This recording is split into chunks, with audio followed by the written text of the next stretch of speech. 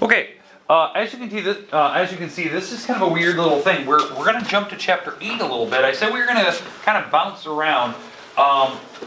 We're still dealing with triangles. It's not like I'm just jumping to a new chapter, which I know it seems like I am because I'm going to chapter 8. But I wanted to focus on just some properties of right triangles. We've hinted at them. We did them in section 4, 5, and then suddenly we took kind of a little mini detour when we started talking about isosceles. The reason why I did that little detour to talk about isosceles is because we needed the isosceles triangle theorem to actually prove things about right triangles. Well, today we're going to start the first day of learning a couple formulas that will help us find the lengths of sides of triangles. This is kind of the first day of it. We're going to spend probably the next week or so learning different formulas over time. Not just that certain walls are equal and you can set them equal. I'm talking like if you looked at a triangle, you can take the numbers from the triangle, plug them into this formula, and it will spit out other answers for the triangle, like what other angles are, what other walls are when you don't know the walls, which is kind of cool. So we're going to start, today is a very, very light introduction. Mostly today is just talking about vocabulary terms, about right triangles. So there's certain things. And we're going to be filling you in on some of the stuff that we will need calculators. That's why I've been so adamant that I need calculators back, because we need them for these sections. So it's going to be kind of important that we get those back. But anyways, this is from chapter 8. It's about right triangles. That's really what it's about. So I kind of mixed the three sections we need of it into the chapter we're in. So about the next week or so, I'm expecting probably we'll start reviewing for our first chapter test here. Probably maybe the end of next week, we'll start reviewing it. And then maybe a test the following week. So you have about a 2-week notice roughly when our test is going to be. So next week, probably the end of the week, we'll start reviewing. So it kind of gives you a heads up what we're going into. All right. But again, we've been talking about triangles in general. Today is to kind of refresh our memory on some of the vocab words and some of the properties we've talked about. So I'm not making up like crazy things that are new, but we do have to talk about some stuff and how it fits in the big scheme of things. So let's jump right in here. Let me go back. Perfect. Okay. So goals today. I want to talk about the AA postulate.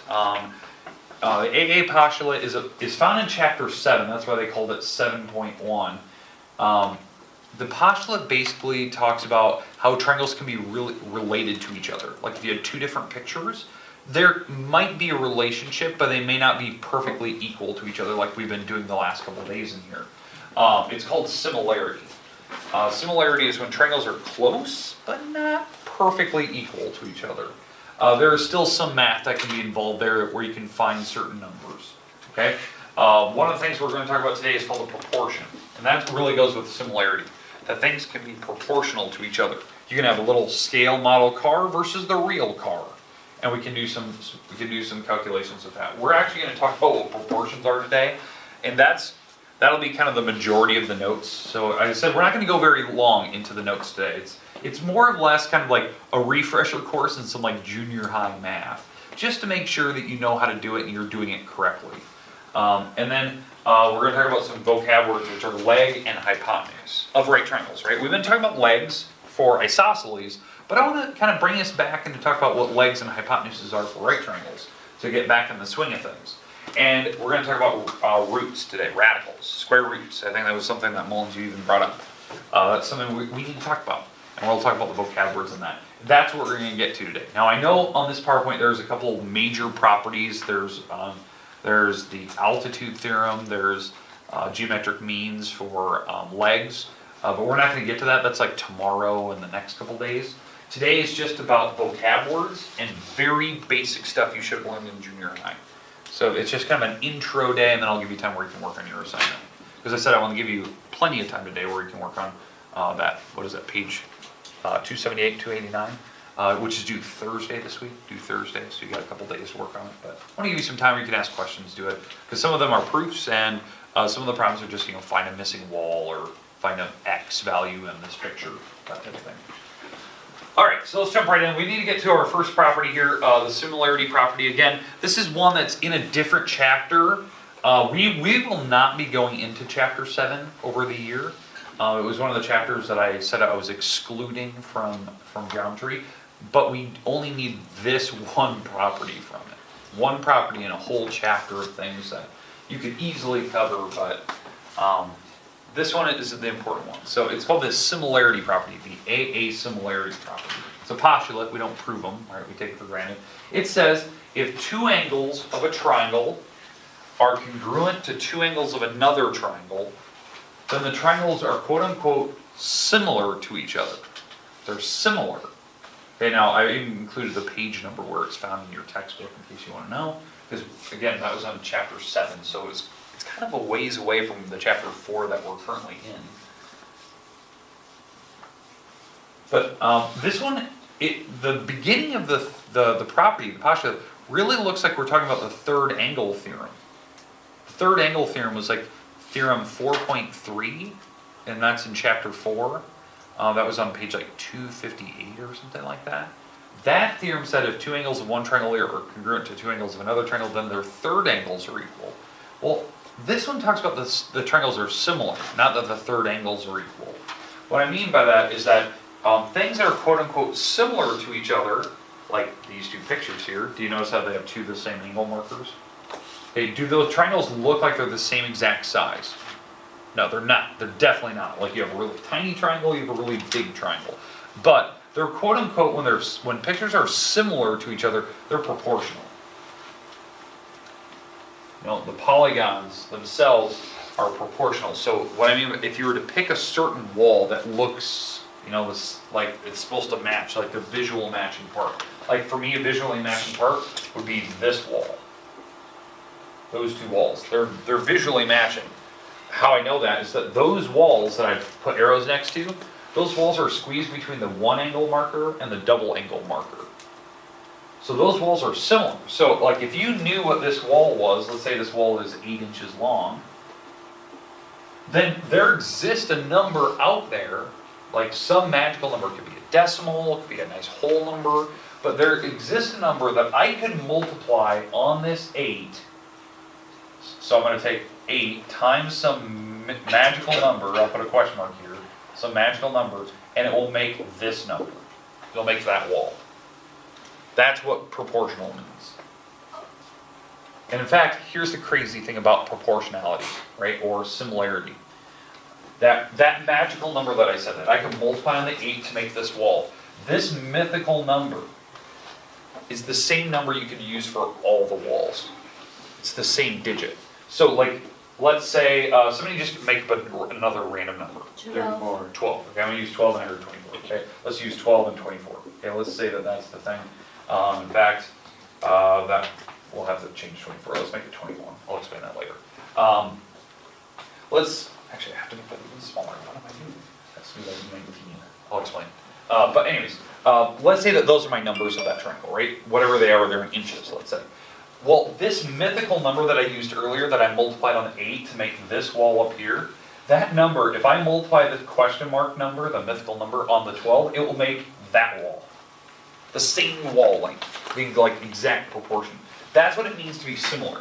There exists one number out there in that ether that you can multiply by that would make the other walls. Okay? It could be a decimal, fraction, it could be a radical, it could be anything. But it exists. Now, some people look and go, okay, well, how do you know? Like, how could you find it? That's what we're going to be doing this first section. Like, could you find the number that makes it work? So, the way that we're going to apply this similarity property, we're going to apply it to right triangles in the beginning. Because right triangles are the easiest things to do calculations on. They're very easy. The formulas are super simple as long as you get to see them. Okay, but does it make sense now what proportionality and similarity means? Like, you could multiply and you can get to the other one. But it is bigger. You can see they're not the same size triangles. They're different sizes. Okay, so that's a major property. The reason why I'm putting this one up, we need it for later. I'll explain. Okay, but again, the notation for if things are similar, they use that little like tilde symbol. It's a little squiggly thing. So how this works, to write this down a little squiggly, if these triangles are quote unquote similar to each other, which they are, they do share two angles, I could say, you know, triangle ABC is similar to triangle FGH. That's how I could write it. Okay? They're not equal, they're close. That's what that little similar symbol means.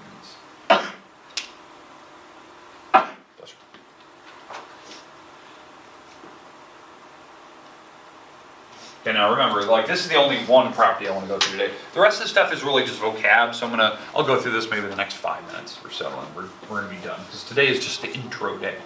To talk about, what similarity was, to talk about proportions, to talk about other things. So I think the next slide talks about proportions, so you kind of know what it means. There's some vocab words that are involved. All right. So proportions. These are things you should have learned in junior high, maybe elementary days. The definition of a proportion is a comparison of two numbers, two fractions, two ratios, using an equality symbol, like an equal sign. Now, there's two words that I want you to know from this. There's called a means and an extremes. These are the vocab words that I want you to understand. Maybe not fully today, but you at least know where they're at in a proportion.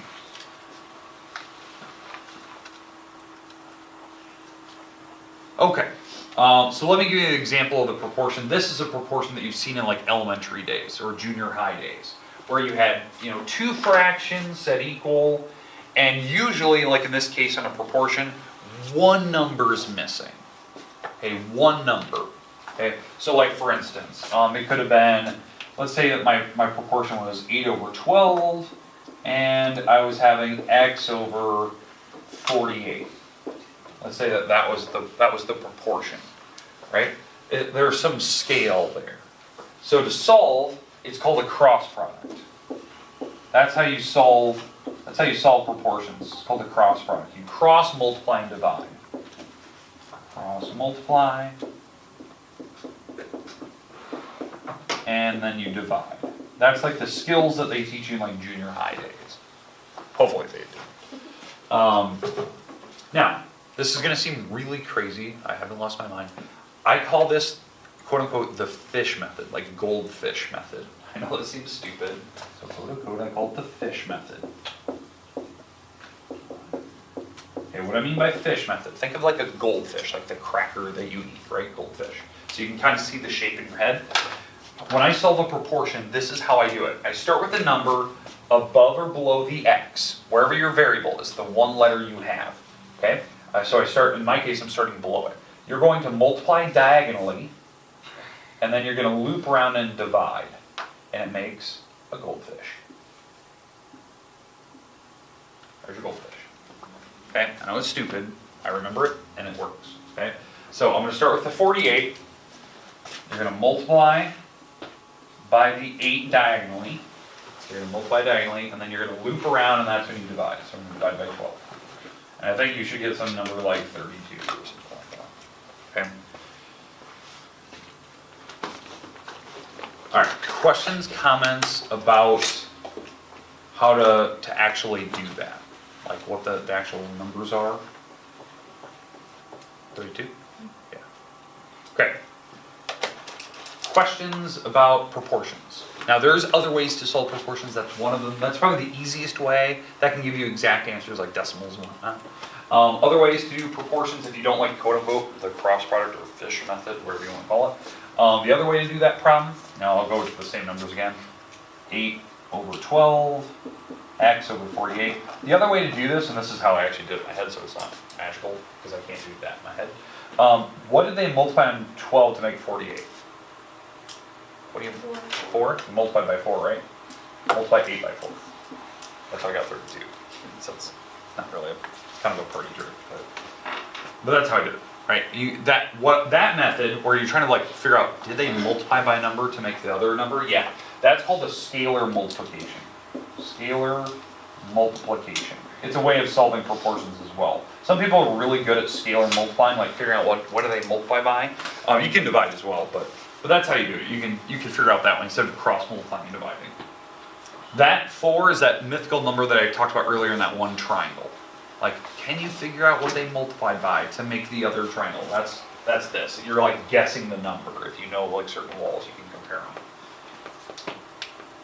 Okay, now I've shown you a couple different ways. We'll get back into this tomorrow. This is something we'll talk about. But there's two words I want you to know before we're kind of done here today. The two words are called the means, and then there's the extremes. Okay, now what I mean by that, when you have a proportion, there is 4 numbers, correct? There's 4 numbers in a proportion because it's 2 fractions set equal to each other. The means are these 2 numbers diagonally. Those are the means. Okay, I'll explain this all tomorrow, like why they call them the means, but I just want you to know what the word is for right now. Those are the means. The extremes are the other 2. These are the extremes. So that would be A and D. Again, I will show you why they call them that tomorrow, and we'll kind of do some calculations with it and stuff. But for right now, the whole goal is to show you proportions, to talk about what similarity means, and we're going to start applying this stuff to right triangles, which is kind of nice. Because triangles, right triangles are quote unquote, they are somewhat easy to scale and proportion because they're all related to each other. Okay, questions, comments about some of the vocab words that I've talked about? Okay, the last thing that I want to discuss here, and I'll take about a minute to do it, is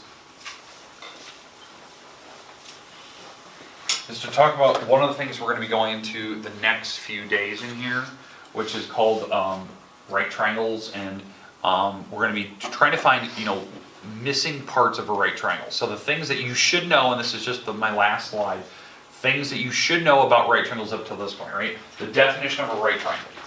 It has a right angle in it, right? Right triangles have right angles, duh. But then the other properties we discussed earlier in chapter 4 were these 2. Okay, so there's my right triangle. But the other properties we've had, corollary 4:1, that was in the beginning of chapter 4. I believe it was page 258. It was in that ballpark of where the third angle theorem was. That acute angles in a right triangle are complementary, so these are the acute angles, these are the smaller angles in the right triangle. They have to add up to be 90. That was one of the properties we've already previously had. And the other property we had is that in any triangle there can only be one, at most, one right angle.